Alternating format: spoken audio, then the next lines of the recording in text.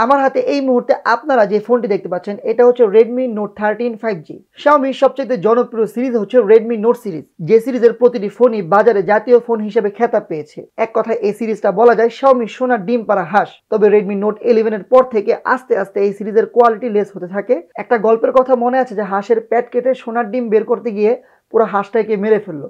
Xiaomi Note সিরিজের অবস্থা হয়েছে এমন। Xiaomi ভেবেছিল এই সিরিজটা তো চলেই, তাহলে এটা কমিয়ে দিই ওটা কমিয়ে দিই। যাই হোক, আজকের ভিডিওতে আমরা দেখব Redmi Note 13 এই ফোনটা কি হতে পারবে নেক্সট জাতীয় ফোন, নাকি Redmi Note 12 এর মতো ফুটুস হয়ে যাবে। তো আজকের ভিডিও জুড়ে কথা বলবো Redmi Note 13 5G নিয়ে, জানাবো এই ফোনটির ভালো দিকগুলো কি এবং এই ফোনটির মন্দ দিকগুলো কি। তো ভিডিওটি শুরু করার আগে অবশ্যই দেখে নিন আমাদের চ্যানেলটি সাবস্ক্রাইব করা আছে কিনা। সাবস্ক্রাইব করা না থাকলে অবশ্যই আমাদের চ্যানেলটি সাবস্ক্রাইব করে নেবেন এবং অবশ্যই বেল বাটনটিতে ক্লিক করে নেবেন।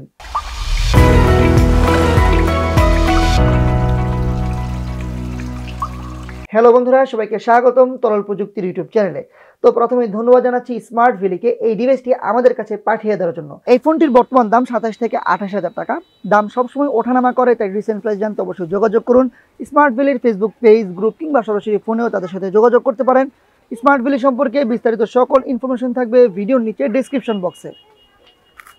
তো প্রথমেই কথা বলবো এই ফোনটির ডিজাইন নিয়ে। ফোনটি ওজনে বেশ হালকা, মাত্র 175 গ্রাম ওজন। ফোনটার body and frame plastic build. Back পার্টে যে ডিজাইন এটা কিছুটা গ্লসি ম্যাট ফিনিশ, হাতে নিয়ে বেশ প্রিমিয়াম একটা ফিল আসে। ফোনটা মোটামুটি ভালোই স্লিম, 7.6 mm থিক। এখানে হেডফোন জ্যাক পাচ্ছেন, নিচে পাচ্ছেন টাইপ সি চার্জিং পোর্ট, এছাড়াও আয়ার ব্লাস্টার পাচ্ছেন। তবে এখানে কিন্তু সিঙ্গেল স্পিকার ব্যবহার করা হয়েছে, এখানে কোনো ধরনের ডুয়াল স্পিকার নেই। অবশ্যই এ বাজেটের একটা ফোনে ডুয়াল স্পিকার থাকা উচিত ছিল। আর এই ফোনটির লক বাটনে পেয়ে যাচ্ছেন ফিজিক্যাল ফিঙ্গারপ্রিন্ট সেন্সর, যেটা বেশ ভালো পরিমাণে ফাস্ট। ডিসপ্লেতে থাকছে কর্নিং গোরিলা গ্লাস 5 এর প্রোটেকশন। ওভারঅল ডিজাইনের নতুনত্ব খুব একটা নেই, তবে ভালো লেগেছে ফোনটি হাতে নিয়ে। কথা বলবো Redmi Note 13 এর ডিসপ্লে নিয়ে। এই ফোনটিতে পাচ্ছেন 6.67 ইঞ্চির ফুল এইচডি প্লাস রেজুলেশনের AMOLED প্যানেলের ডিসপ্লে। ডিসপ্লেটা 120 হার্জ রিফ্রেশ রেটের এবং এখানে কিন্তু আপনারা 10 বিট কালার পাচ্ছেন। তবে এখানে HDR10 এবং পাশাপাশি ওয়াইড ওয়াইন L1 এর সাপোর্ট নেই, যেটা থাকা উচিত ছিল। এখানে চিন ও বেজেল অনেক কম থাকায় কন্টেন্ট ওয়াচিং এক্সপিরিয়েন্স বেশ ভালো লেগেছে। ডিসপ্লেটা বেশ ভালো পরিমাণে কালারফুল, কালারগুলো পাঞ্চি, যে কোনো কালারই খুব ভালোভাবে ফুটে উঠেছে ডিভাইসটিতে। এছাড়াও ডিসপ্লেটা বেশ ভালো পরিমাণে শার্প, টাচ রেসপন্স অনেক ভালো। 1000 নিটস ব্রাইটনেস হয় যে কোনো লাইটিং কন্ডিশনে ডিসপ্লেটা দেখতে অসুবিধা হয়নি। ফোনটিতে পাচ্ছেন 120 hertz refresh rate, so swap করে একটা স্মুথ ফিল পেয়েছি। ওভারঅল Redmi Note 13 এর ডিসপ্লে, ডিজাইন এবং ডিউরেবিলিটি আমার কাছে ভালো লেগেছে। এই ফোনটির রেয়ারে পাচ্ছেন 2টা ক্যামেরার সেটআপ, দেখুন এখানে আলট্রা ওয়াইডটা রিমুভ করে দিয়েছে, এটাও আমার কাছে ভালো লাগেনি। এর আগের যেই সিরিজগুলো ছিল সেখানে কিন্তু আলট্রা ওয়াইড ছিল। আমি যদি Note 13 এ এসে আলট্রা ওয়াইড না পাই, সেটা আমার কাছে মোটেও ভালো লাগবে না। সো কথা বলা যাক এই ফোনটির ক্যামেরা নিয়ে। ফোনটিতে প্রাইমারি সেন্সর হিসেবে পাচ্ছেন 1.7 অ্যাপারচারের 108 মেগাপিক্সেলের স্যামসাং আইসোসেল HM3 এর সেন্সর। এছাড়াও পাচ্ছেন 2.4 অ্যাপারচারের 2 মেগাপিক্সেলের ডেপথ সেন্সর। আর এই ফোনটির সামনে পাচ্ছেন 16 মেগাপিক্সেলের সেলফি শুটার। ক্যামেরার কোয়ালিটি নিয়ে বললে ডে লাইটে তোলা ছবিগুলো খুব বেশি কালার বুস্টেড না, আবার একেবারে ন্যাচারাল না, কিছুটা ফ্যাকাশে কালার দিচ্ছিল মাঝে মাঝে। তবে মাঝে মাঝে আবার কালারটা বেশ ভালো লেগেছে। ছবিগুলো তেমন একটা ব্রাইট না, কেমন যেন একটু ডাল ডাল। তবে ছবিগুলোতে ভালো ডিটেলস পেয়েছি। ডাইনামিক রেঞ্জ মোটামুটি, খুব দ্রুত ফোকাস করতে পারে। 108 মেগাপিক্সেল মোডে তোলা ছবিগুলোতে ডিটেলস একটু বেটার পাচ্ছিলাম।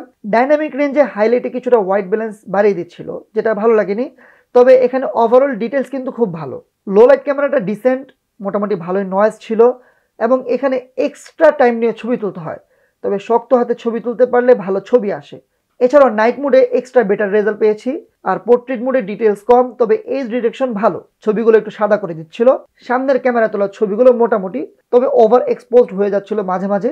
এছাড়াও ফেসে ভালো ডিটেলস পাচ্ছিলাম, ছবিগুলো অনেকটাই ন্যাচারাল। ফোনটির ক্যামেরা দিয়ে দুপাশে ভিডিওতে সর্বোচ্চ 1080p 30 fps পর্যন্ত ভিডিও শুট করা যায়, কোনো ধরনের স্টেবিলাইজেশন নেই। অবশ্যই এখানে 60 fps এবং ইআইএসটা থাকা উচিত ছিল। ভিডিওতে স্টেবিলাইজেশন না থাকায় শেকি ফুটেজ পাচ্ছিলাম, তাই যদি কেউ ভ্লগিং করতে চান তাহলে এই ক্যামেরাটা নিলেই বাস খাবেন। কথা বলবো এই ফোনটির সফটওয়্যার, প্রসেসর এবং পারফরমেন্স নিয়ে। ডিভাইসটিতে পাচ্ছেন মিডিয়াটেকের Dimensity 6080, যেটি 6 ন্যানোমিটার অক্টা কোরের একটি প্রসেসর। এই প্রসেসরটি কিন্তু এর আগের যে Redmi Note 12 এর প্রসেসর ছিল সেটা থেকে একটু বেটার। এছাড়াও এখানে ইউআই হিসেবে পাচ্ছেন MIUI 14 based Android 13। UI performance নিয়ে বললে এখানে ইউআইতে প্রচুর প্রি-ইনস্টল অ্যাপ আছে, যেটা হয়তো গ্লোবাল ভার্সনটায় থাকবে না। এছাড়াও এটা যেহেতু চাইনিজ ভার্সন, সেহেতু গুগল প্লে স্টোরটা আলাদাভাবে নামিয়ে নিতে হবে। তবে গুগলের সার্ভিসগুলো সব ঠিকঠাক পেয়েছি। এছাড়াও MIUI তে অ্যানিমেশনটা কম হওয়ায় ইউআইটা বেশি স্মুথ মনে হয়েছে।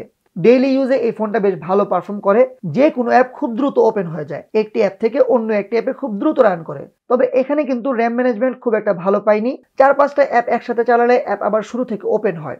এছাড়া ফোনটির পারফরমেন্সে কোনো ধরনের ল্যাগ বা ফ্রেম ড্রপ এখন পর্যন্ত পাইনি। মোটামুটি ডেইলি লাইফে আমরা যে অ্যাপগুলো ব্যবহার করি সেগুলো কিন্তু বেশ ভালোই পারফর্ম করেছে। ফোনটির অন্তত বেঞ্চমার্ক স্কোর 4 লক্ষ প্লাস। এই ফোনটিতে dual band wifi 5, 5G, bluetooth 5.3, UFS 2.2 এর সাপোর্ট পাচ্ছেন।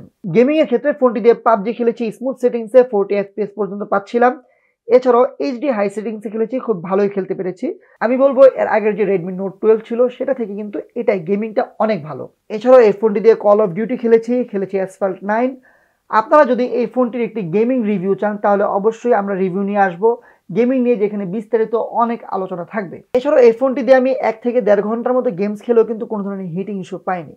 সো ওভারঅল কিন্তু এই ফোনটার গেমিংটা আমার কাছে বেশ ভালো লেগেছে। কথা বলবো এই ফোনটির ব্যাটারি ব্যাকআপ নিয়ে। এই ফোনটিতে আপনারা পাচ্ছেন 5000 mAh এর বিশাল ব্যাটারি এবং বক্সে পাবেন 33 ওয়াটের ফাস্ট চার্জার।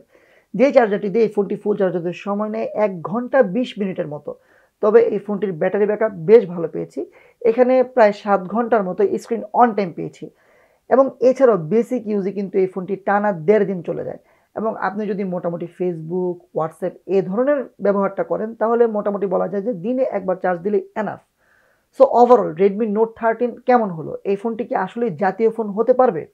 এই ফোনটির কিছু নেগেটিভ দিক আছে, যেমন এই ফোনটিতে ডুয়াল স্পিকার নেই, এখানে একটা ক্যামেরা কমিয়ে দিয়েছে অর্থাৎ এখানে আলট্রা ওয়াইড ক্যামেরাটা নেই।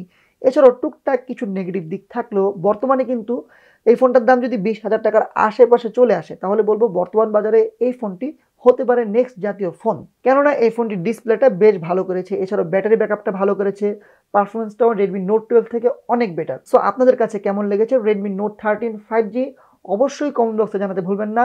আর এই ফোনটি আমি এখন থেকে প্রায় 6 মাসের মতো ব্যবহার করার ইচ্ছা আছে। তো এই ফোনটি নিয়ে আপনার কি ধরনের ভিডিও দেখতে চান অবশ্যই কমেন্ট বক্সে জানাবেন। খুব শীঘ্রই এই ফোনটির ক্যামেরা টেস্ট, এই ফোনটির গেমিং রিভিউ চলে আসবে। এছাড়াও আমার ইচ্ছা আছে এই ফোনটি নিয়ে 1 মাস ব্যবহারের পরে একটি ফুল ইন ডেপথ রিভিউ দিব, যে ভিডিওতে আমরা এই ফোনটির ভালো দিকগুলো কি, মন্দ দিকগুলো কি, এবং সবচাইতে বড় কথা লং টার্ম ইউজে এই ফোনটি কতটা ভালো পারফর্ম করবে এই বিষয়গুলো নিয়ে কথা বলবো।